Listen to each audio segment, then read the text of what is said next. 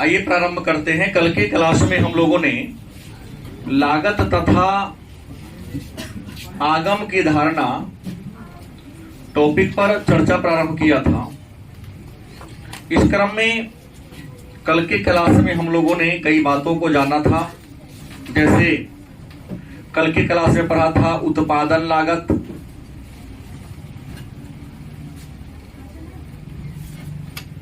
इसके बाद हम लोगों ने पढ़ा था लागत की धारणा, लागत की, और लागत की धारणा में हम लोगों ने कई बातों को पढ़ा था। जैसे इसी पढ़ा था,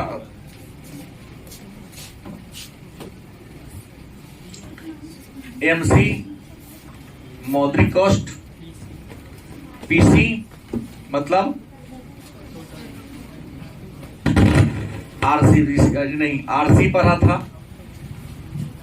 आरसी के बाद हम लोगों ने ओसी पढ़ा था।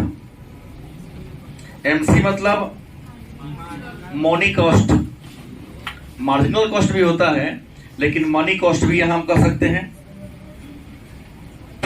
आरसी मतलब real cost, RC means real cost, और ओसी का मतलब हो गया अपॉर्चुनिटी कॉस्ट। ओसी मतलब मौद्रिक लागत, वास्तविक लागत और अवसर लागत को हमने पढ़ा था। इसके अलावा कुछ अन्य भी बातों को हमने पढ़ा था, व्यक्त लागत, अव्यक्त लागत, सामान्य लाभ। इसके बाद अवसर लागत का क्या महत्व है। इसके अलावा अवसर लागत की कुछ आलोचना है, उसके बारे में चर्चा किया था। इसके अलावा हम लोगों ने टीसी को जाना था, टोटल कॉस्ट नहीं, टीवीसी को पढ़ा था, एफसी को पढ़ा था, total variable, total cost, total variable cost, fix cost. इन चीजों को हम लोगों ने क्या किया था, पढ़ा था। आज हम लोग पढ़ना है औसत लागत के रेखा का आकार। आज के क्लास में जिस पहले टॉपिक पर हम लोग चर्चा करेंगे उसका नाम है औसत लागत की रेखा का आकार। तो सबसे पहले जान लीजिए कि औसत लागत है क्या। कल के क्लास में हम लोगों ने औसत लागत, सीमांत लागत और कुल लागत को पढ़ा था। तो पढ़ना है कि औसत लागत की रेखा कैसी होती है। तो औसत लागत की रेखा को पढ़ने से पहले, बाद में बात करेंगे, क्लास हो रहा है। औसत लागत की रेखा को पढ़ने से पहले हमें औसत लागत के परिभाषा को जानना पड़ेगा।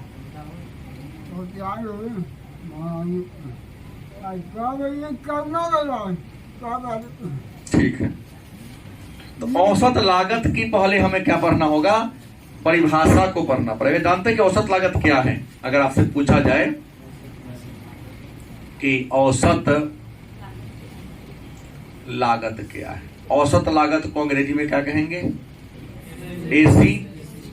शॉर्ट नाम क्या होगा, एसी मतलब एवरेज कॉस्ट। औसत लागत क्या है, तो कुल स्थिर लागत बटा उत्पादन की कुल मात्रा। इसको क्या दे सकते हैं, कुल स्थिर लागत बटा उत्पादन की कुल मात्रा। शॉर्टकट में कहा जाए, एक वाक्य में कहा जाए कि औसत लागत क्या है, तो कुल उत्पादन लागत में उत्पादन की मात्रा से क्या करने से, कुल उत्पादन में या कुल लागत में उत्पादन की मात्रा से भाग देने पर जो भागफल प्राप्त होता है उसे क्या कहेंगे, औसत लागत के नाम से।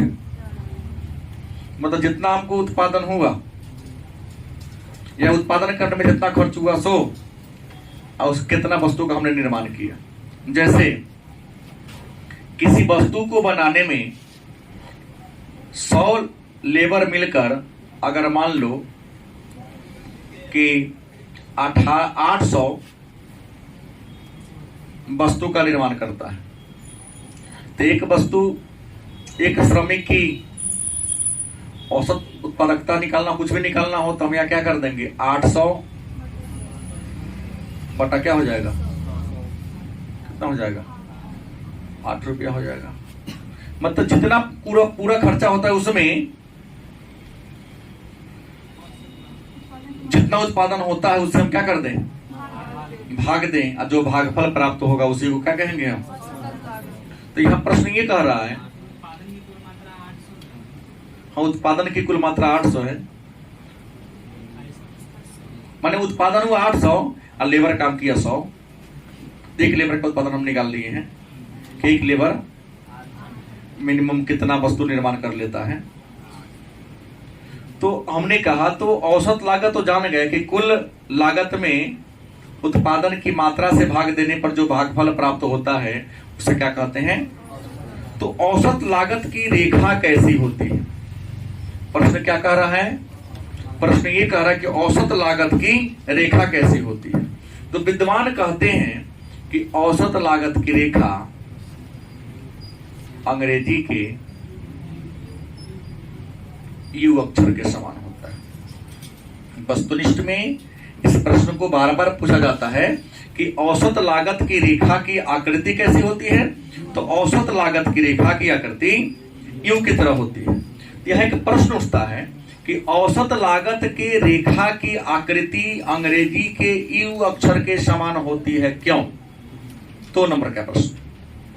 और इसी प्रश्न को ग्रेजुएशन में आता है कि अवसर लागत की रेखा यू आकृति की होती है क्यों, व्याख्या करें, 20 नंबर का प्रश्न होता है। बात समझ गए। तो अवसर लागत की रेखा की आकृति यू आकार की होती है। इसके पीछे हम इसे पहले पाठ में पढ़ाए थे कि उत्पादन की प्रक्रिया के दौरान जब आप किसी वस्तु का निर्माण करने चलते हैं तो प्रारंभ में क्या होता है, उत्पत्ति वृद्धि नियम लागू होता है। जब एक उद्यमी किसी वस्तु का निर्माण करने चलता है तो उत्पादन के प्रक्रिया में प्रारंभ में कौन नियम लागू होता है, मतलब लागत कम होता है, उत्पादन क्या होता है, जितना लगाते हैं उसमें उससे ज्यादा अनुपात में उत्पादन में क्या होती है, लगाते हैं 10%, बढ़त होती है 15%, 20%। कम सकता है, लेकिन शर्त हमने क्या कहा, उत्पत्ति वृद्धि नियम फर्स्ट स्टैंड में। बात आप क्लास में सुनते नहीं है। जब कोई तुम नया कारोबार शुरू करोगे ना तो मशीन भी नया होगा, डाई भी नया होगा, मशीन की कार्य क्षमता ज्यादा होगी, या कोई लेबर ही तुम्हारे यहाँ काम करने आता है तो पहले का घंटा या दूसरा का घंटा में जिस गति से काम करेगा उस गति से वो लास्ट में काम नहीं करेगा, क्योंकि काम करते करते उसका बॉडी थक जाता है। क्या जी, तो सुबह में काम तेज से, शुरू में काम तेज से किया जाता है, लेकिन लंच के बाद आप जिस स्टेमिना के साथ, जिस प्रसन्नता के साथ सुबह वाला क्लास में पढ़े होंगे, गारंटी है 20 से 30% डाउन हो गया होगा अभी पढ़ने में। क्या रुचि आपकी थोड़ी सी क्या हो गई है, कम गई होगी, उबाऊपन थोड़ा इसमें आपको आ गया होगा। मजबूरी है कि विषय है तो इसलिए पढ़ रहे हो। क्या बात को सुजीत गलत बोल रहा हूं? तो उत्पादन के फर्स्ट स्टेज में कौन नियम लागू होता है, वृद्धि नियम। सेकेंड कंडीशन में उत्पत्ति क्षमता नियम लागू होगा। लेकिन थर्ड कंडीशन क्या कहता है कि और भी भाई यहां तक कम पूंजी लगाए, जितना पूंजी लगाए उससे ज्यादा उत्पादन कर रहा है, यहां पर जितना लगाए उतना ही मात्रा में। हमने यहाँ उत्पत्ति वृद्धि नियम में क्या है, पूंजी लगाया 10%, अब वृद्धि हुआ 15 हो गया। यहाँ लगाया, इन्वेस्ट किया 10%, यह भी हुआ। और थर्ड कंडीशन कहता है उत्पादन में जब बहुत मशीन पुराना हो जाता है तो उत्पत्ति ह्रास नियम लागू होता है, क्योंकि उसी मशीन का प्रयोग करेंगे तो हर कभी बॉल टूट जाएगा, कभी बैरिंग टूट जाएगा, कभी डाई से करें डाई पुराना हो गया तो उसका खांचा कमजोर होने लगेगा, कभी माल खराब हो जाएगा, कुछ हो जाएगा, पार्टी आएगा, पार्टी आपका सामान न लेगा। गलत कि सही? डाई पुराना हो जाता है ना, संचा पुराना हो जाता है, देखिएगा सामान भी थोड़ा सा बेसाइज का होने लगता है। फार्मा गर्मी पाकर थोड़ा सा बेडौल होने लगती है, साइज बड़ा हो जाता है उसका, तो उत्पत्ति ह्रास नियम लागू होता है। यहाँ क्या होता है कि इन्वेस्ट किए 10%, लेकिन जितना इन्वेस्ट किए उससे मुनाफा 9% हो जाएगा, 8% हो सकता है। तो औसत लागत की रेखा को यू आकार के होने के पीछे रीजन क्या है? यू आकार के होने के पीछे कारण ये है कि हमने चित्र की सहायता से पिछले क्लास में समझाया था। औसत लागत की रेखा के यू आकार के होने के पीछे रीजन ये है कि हमने बताया था कि प्रारंभ में उत्पादन के प्रक्रिया में प्रारंभ में क्या होता है? उत्पत्ति का नियम क्या कहता है कि प्रारंभ में उत्पत्ति वृद्धि नियम लागू होता है, बाद में उत्पत्ति, उसके बाद उत्पत्ति। जैसे हमने कहा, यहां दिखाता हूं सीमांत उत्पादन। क्या दिखाया? सीमांत उत्पादन। याद कीजिए 2 दिन पहले इस देखा चित्र को हम समझाए थे। गलत कि सही? और यहां क्या लिखेंगे? श्रम एवं पूंजी की इकाइयां। चाहिए मुदीर, मतलब ओ वाई अक्ष पर सीमांत उत्पादन को दिखाएंगे और ओ एक्स अक्ष पर श्रम एवं पूंजी की इकाइयां को दिखाएंगे।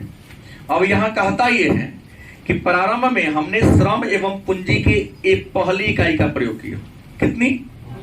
तो पहली इकाई का प्रयोग के तो उत्पादन कितना हुआ? मान लो 10 हुआ।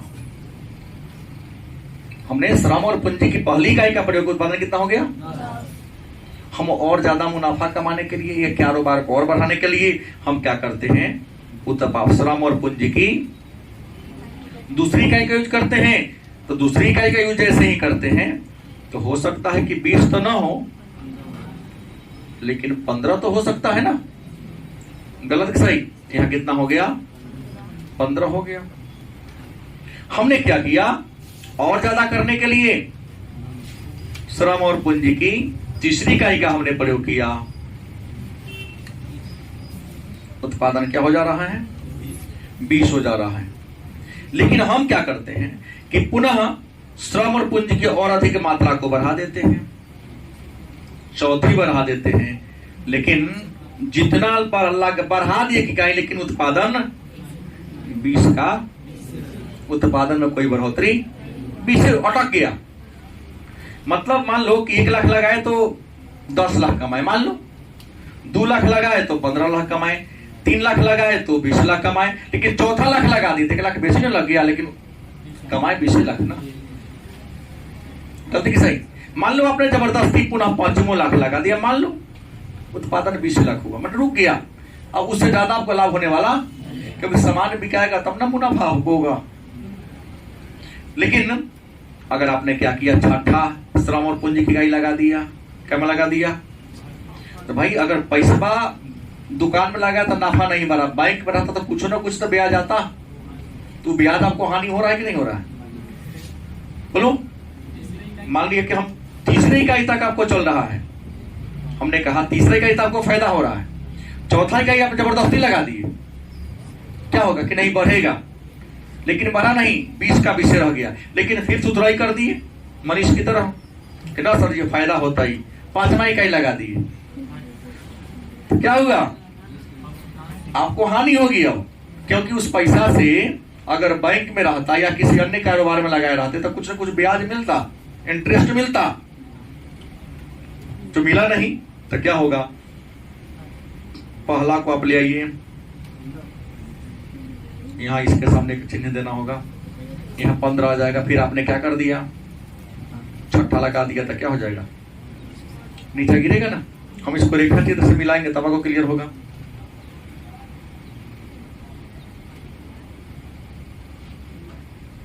ज्यादा ऊपर चल गया ना,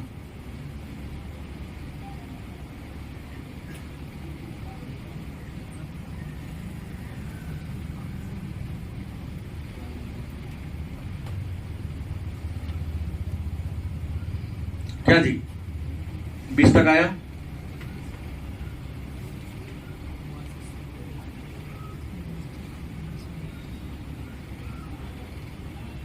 हम पांचवा का प्रयोग कर दिए तो पांचवा के सामने यहाँ आ जाएगा, तो सीधे यहाँ से क्या होगा, गिरावट होगा। छठा के सामने क्या हो जाएगा, 10 हो जाएगा।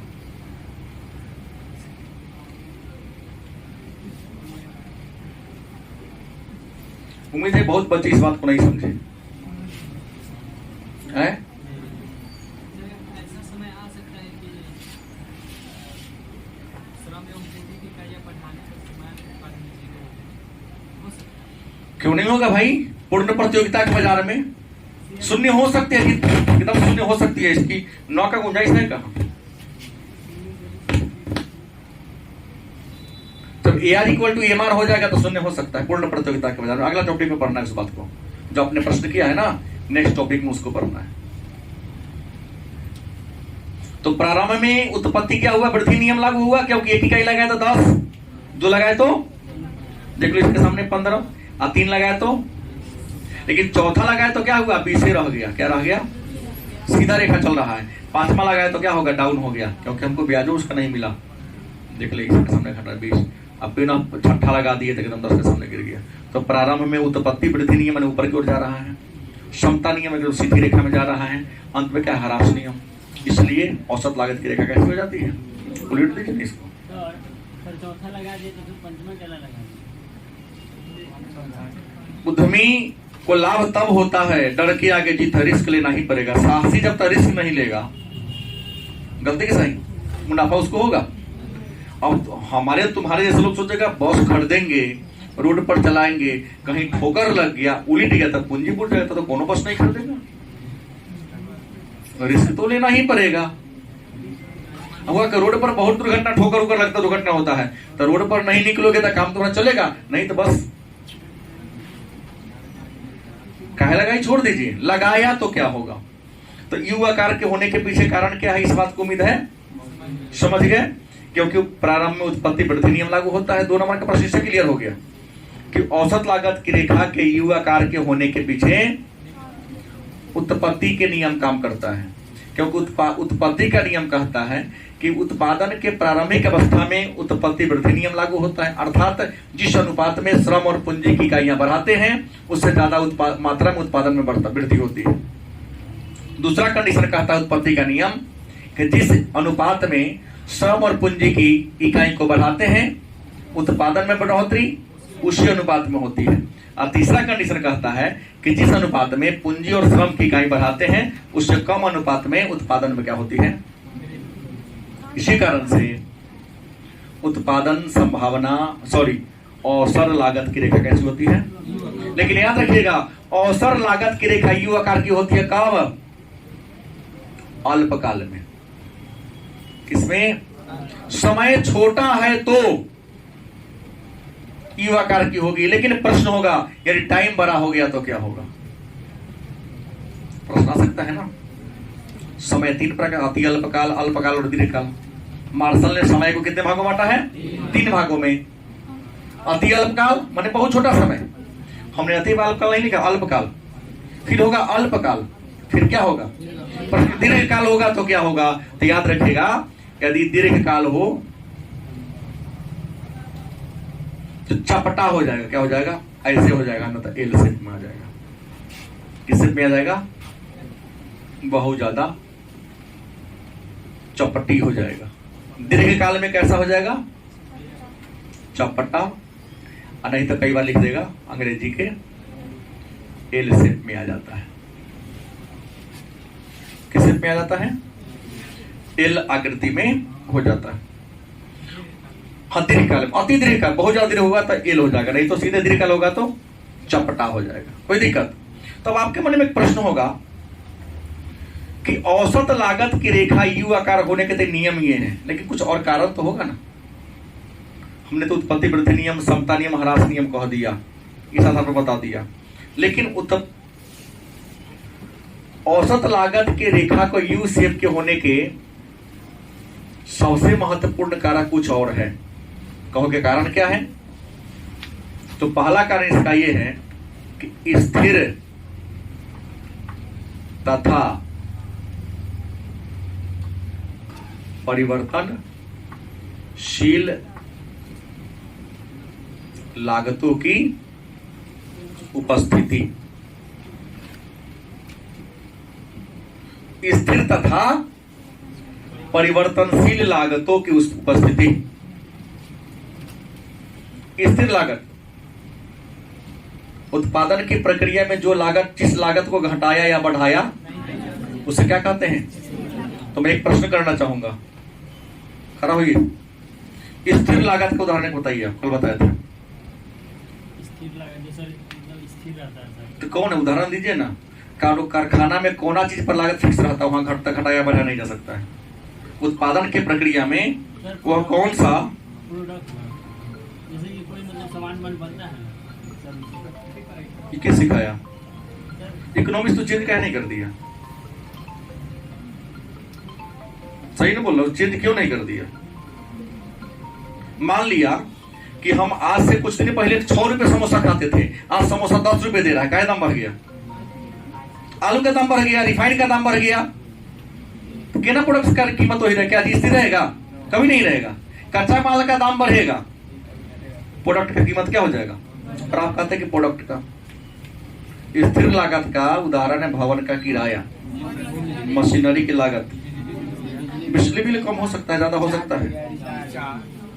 बिजली बिल कम इसलिए हो सकता है क्योंकि बैठ जाइए, क्योंकि मान लिया कि पहले आपका डे नाइट मिल चलता था तो रातों में बिल उठता था।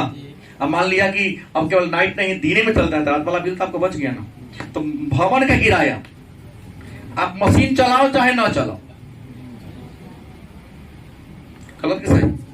मकान मालिक जितना पर रेट लिए हैं बंद कर करो, कुछ करो, देना पड़ेगा किराया आपको, वो आपका निजी मामला है।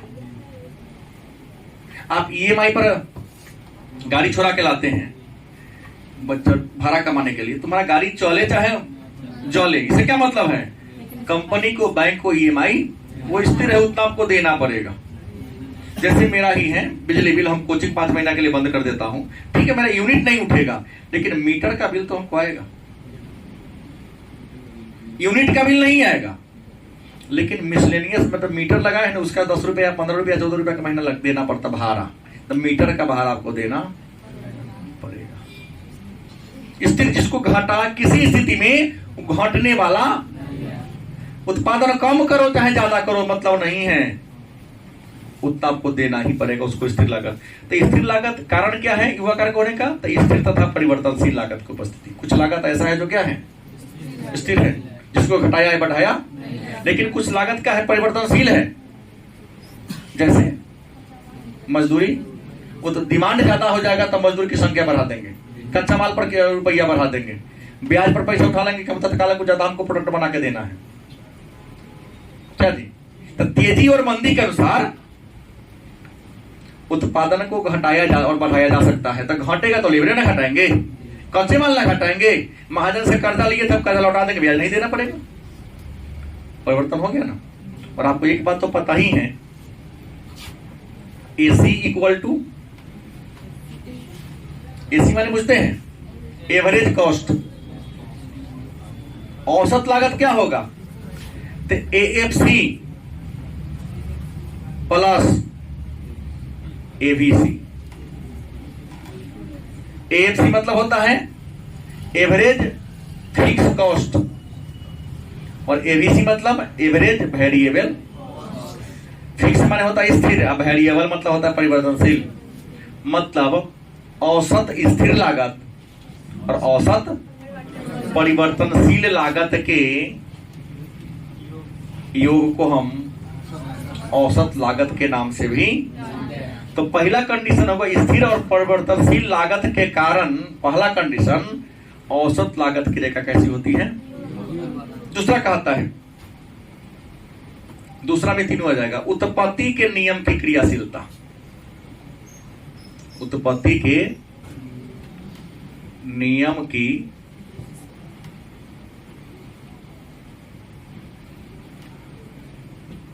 उत्पत्ति के नियम की क्रियाशीलता का मतलब उत्पादन के प्रक्रिया में क्या हो गया? उत्पादन के प्रक्रिया में उत्पत्ति के 3 नियम क्रियाशील होते हैं। किसी वस्तु को बनाने जाते कितने नियम क्रियाशील होते हैं? उत्पत्ति, वृद्धि नियम, उत्पत्ति। तो इस तीनों नियम की क्रियाशीलता के कारण भी औसत लागत की रेखा अल्पकाल में, दीर्घकाल में चपटा और अति दीर्घकाल में एल हो जाएगा। और उत्पत्ति के कितने नियम हैं? क्या नाम है? उत्पत्ति वृद्धि नियम, उत्पत्ति क्षमता नियम, उत्पत्ति। तीसरा हम बात करें तो बड़े पैमाने पर उत्पादन की मितव्ययिताएं, बड़े पैमाने पर उत्पादन की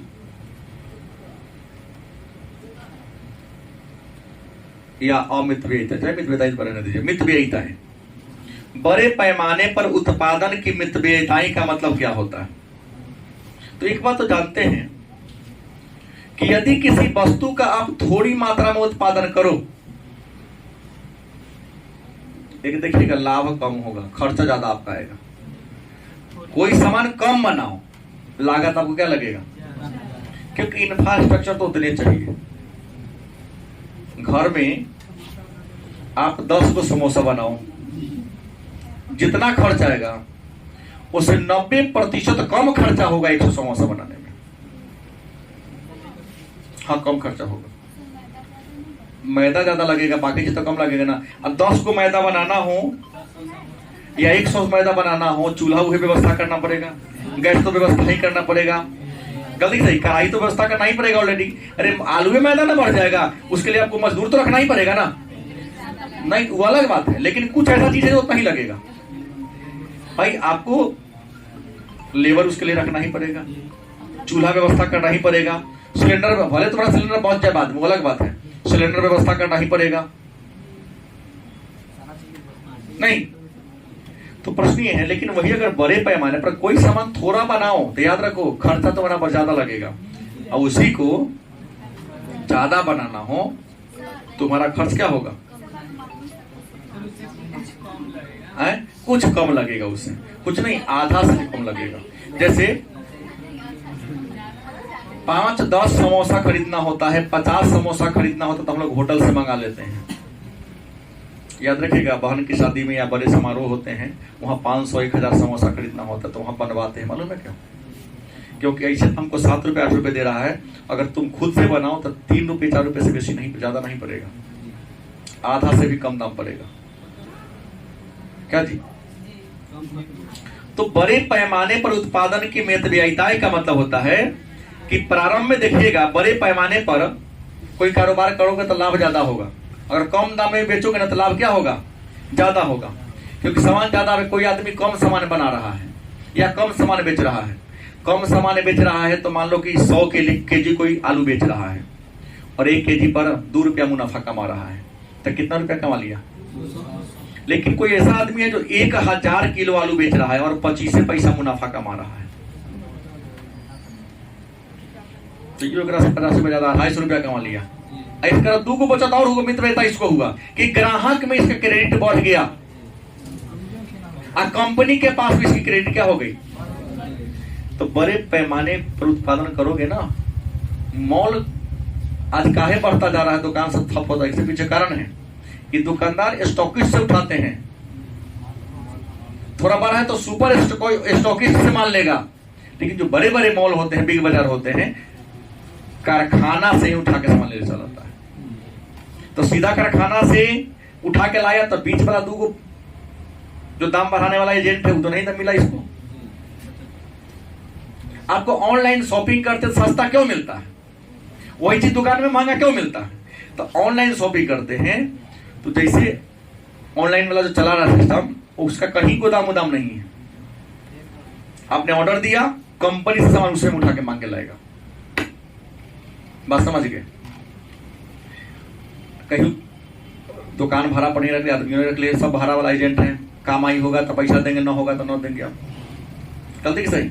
एक छोटा सा दुकान खोलने जाओ, पगड़ी मांगेंगे 10 से 15 लाख रुपया कम से कम। ऑनलाइन वाला को ये तो नहीं देना पड़ रहा है। हम रूम लिए हैं ना, तो इस रूम के बदले में महीना के अलावे पहले ही बाबा कुछ दिए कि हमको दीजिए गारंटी कि हम भागने वाले बुरे लोग नहीं हैं। हम भागेंगे तो हम एडवांस वाला पैसा में सब महीना काट लीजिए। इसको पगड़ी कहते हैं, एडवांस कहते हैं। शहर के ग्रेड के अनुसार नहीं, मार्केट के ग्रेड, ए ग्रेड का मार्केट है, बी ग्रेड के मार्केट, वैसे एडवांस तय होता है। क्या जी गलत बोल रहा हूं? यहां सस्ता मिल रहा है, वही बताइए ना, मोहन सा चौराहा गांधी चौक पर बहुत ज्यादा महंगा मिलेगा। एक रूम इतना बड़ा हो गया तो गारंटी है 15-16 हजार के महीना आपको करेगा। इतना बड़ा रूम के कम से कम 10 लाख में दे दिया एडवांस में, तो बहुत बड़ी बात है। नहीं देगा तो बड़े पैमाने पर उत्पादन की मितव्ययताएं के कारण भी युवा आकार का होता है। अब है, बोलिए,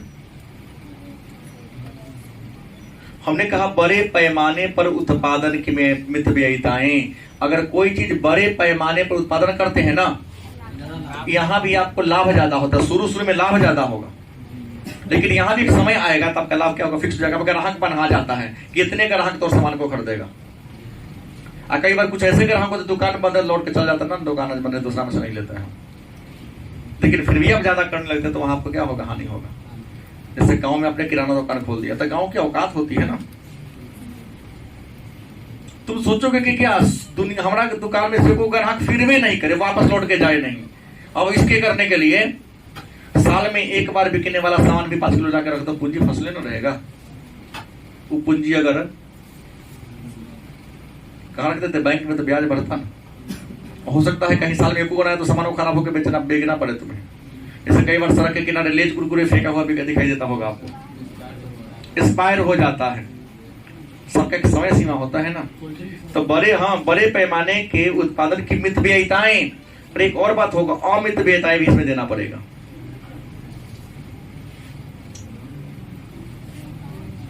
इन कारणों से औसत लागत की रेखा कैसी होती है, यू आकार की होती है। इतनी बात को समझ गए?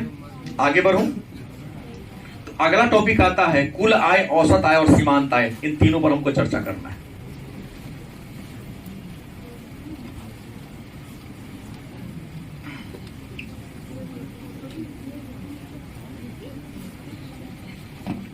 टॉपिक है, लास्ट टॉपिक है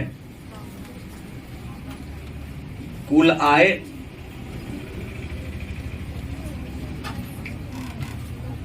औसत आय और क्या है,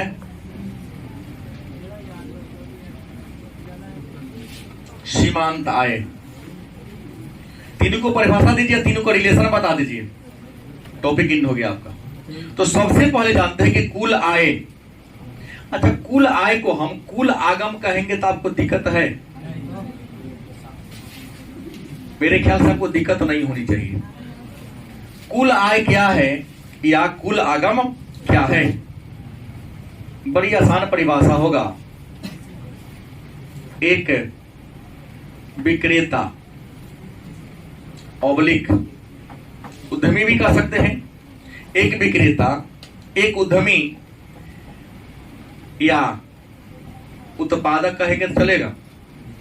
एक विक्रेता को या एक उद्यमी को या एक उत्पादक को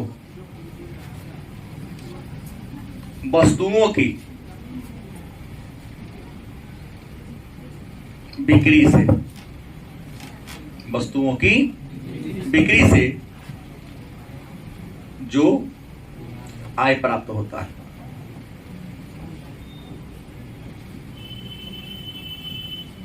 एक विक्रेता को जो सामान को बेचता है उसे क्या कहते हैं?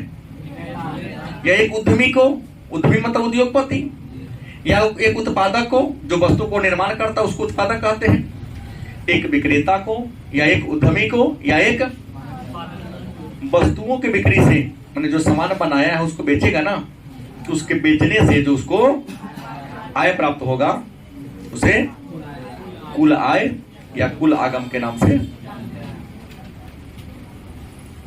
नहीं, मतलब इसको हम सूचित करेंगे किससे? टीआर से। किससे करेंगे? टीआर मतलब टोटल रेवेन्यू। टीआर मीन्स, और आपको एक बात पता है कि कुल आय 3 तरह की होती है। टीआर मतलब क्या हो गया? कुल आगम, या कुल आय को हम कितने वर्गों में बांट रहे हैं? 3 वर्गों में। पहला कुल आय, पहला क्या होगा? दूसरा क्या होगा? औसत आय, और तीसरा क्या होगा? सीमांत आय। तो प्रश्न है कुल आय क्या है? आसान परिभाषा है, उत्पादक को सभी इकाइयों की बिक्री से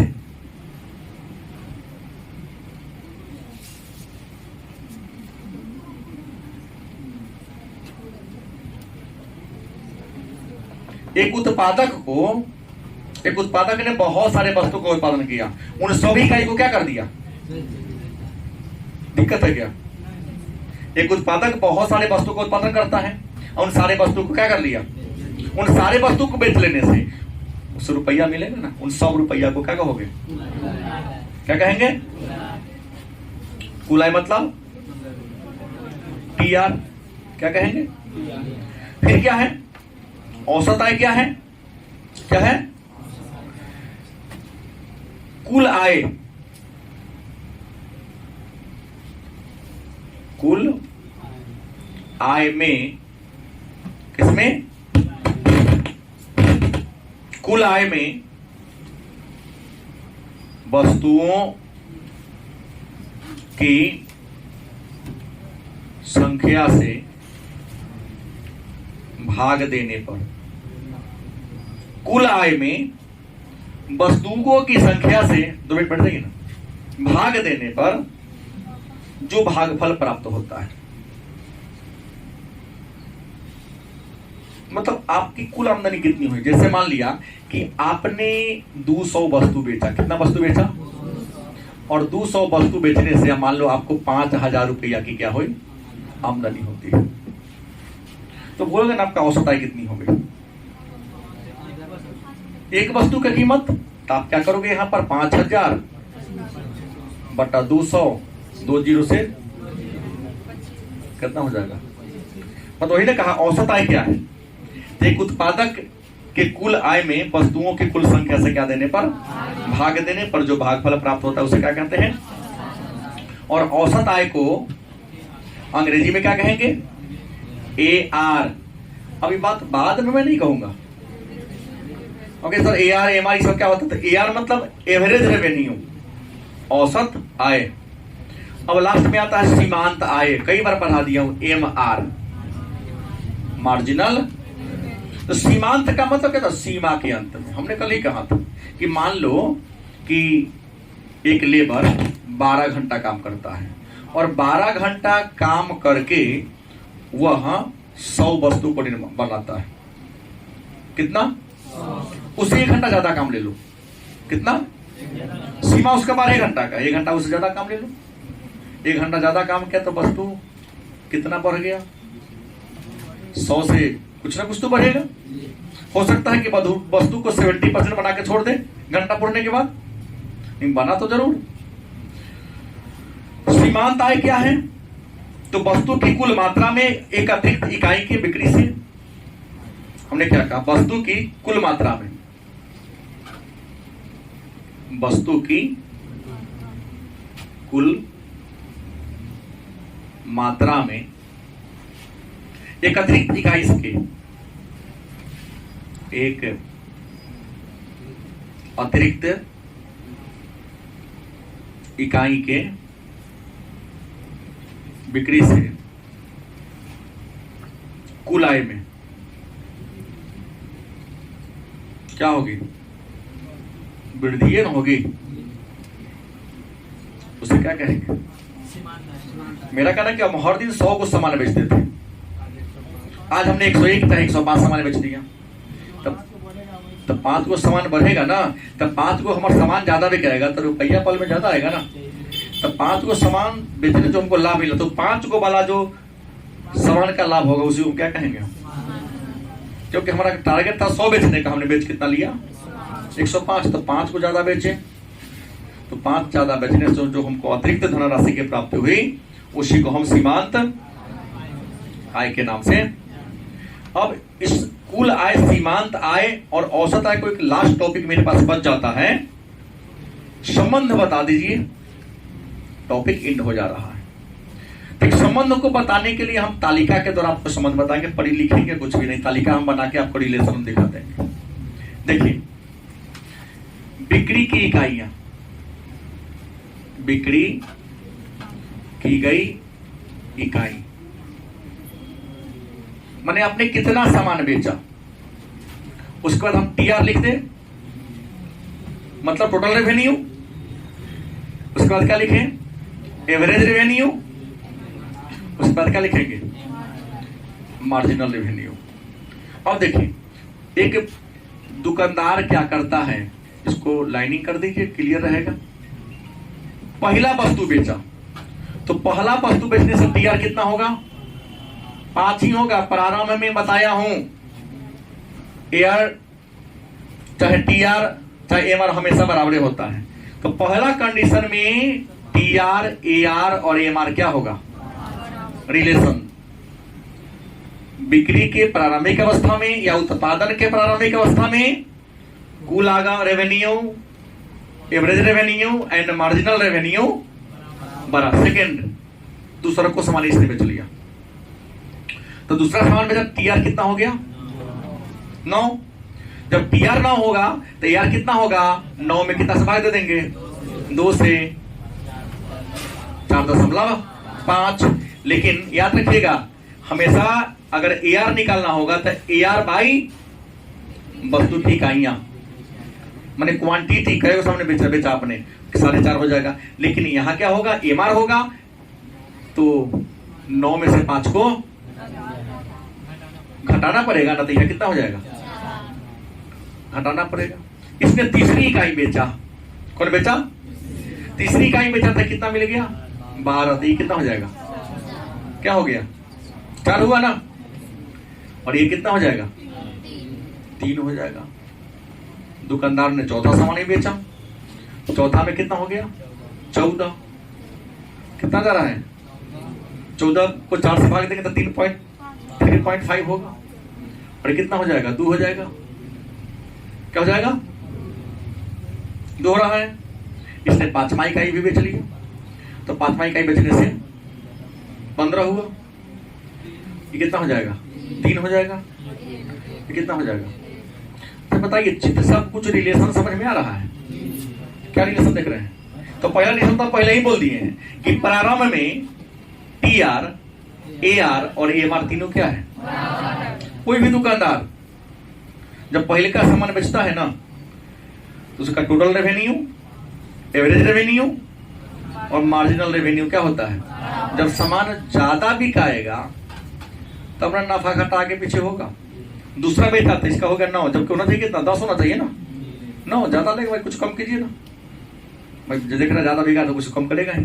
9 हो गया, तो 2 को बेचने पर 9 हुआ, तो इसका एआर एवरेज कितना हो जाएगा? पहले जो 5 रुपए था तो 4.5 हो गया ना।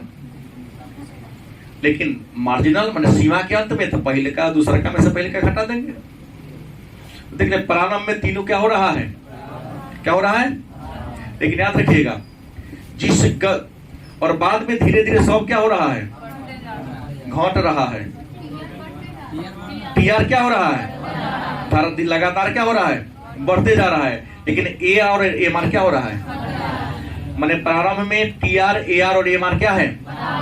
सेकेंड कंडीशन, कि टीआर लगातार क्या हो रहा है, 5, 9, 12, 14 बढ़ रहा है, लेकिन एआर और एमआर क्या हो रहा है, क्या बोर्ड पर दिखाई दे रहा है कि नहीं? कौन आकर ना बुझा रहा है भाई? जिसको नहीं बुझा रहा है बोल दो, फिर बिहान होगा तो वही बात आशीर्वाद देंगे। अभी तुम्हारा मौका है। प्रारंभ में टीआर, एआर और एमआर क्या है, तीनों 5 है, लेकिन देखो सेकेंड कंडीशन कि टीआर लगातार क्या हो रहा है, देखो ना 5 है, 9 है, 12 है, 14 है, 15 लगातार बढ़ रहा है ना, थोड़ा ही थोड़ा बढ़, लेकिन बढ़ तो रहा है। लेकिन देखो यहाँ टीआर देखो और एमआर देखो, 5 था, फिर 4.5 हुआ, फिर 4 हुआ, 3.5 हुआ, क्या हुआ? एमआर देखो 5, 4, 3, 2, 1, क्या देख रहे हैं, गिर रहा है, लेकिन जिस गति से एआर गिर रहा है उससे ज्यादा गति से एमआर गिर रहा है। तो यही तीनों में क्या है, इसको आप शब्दों के द्वारा लिख सकते हैं। क्या इस तालिका को भी बनाकर अगर आपसे पूछे कि टीआर, एआर और एमआर में संबंध स्थापित करें तो कुछ नहीं, इकोनॉमिस्ट चित्र और तालिका पर ही नंबर देते हैं, अक्षर के यहाँ कोई मायने नहीं होता है।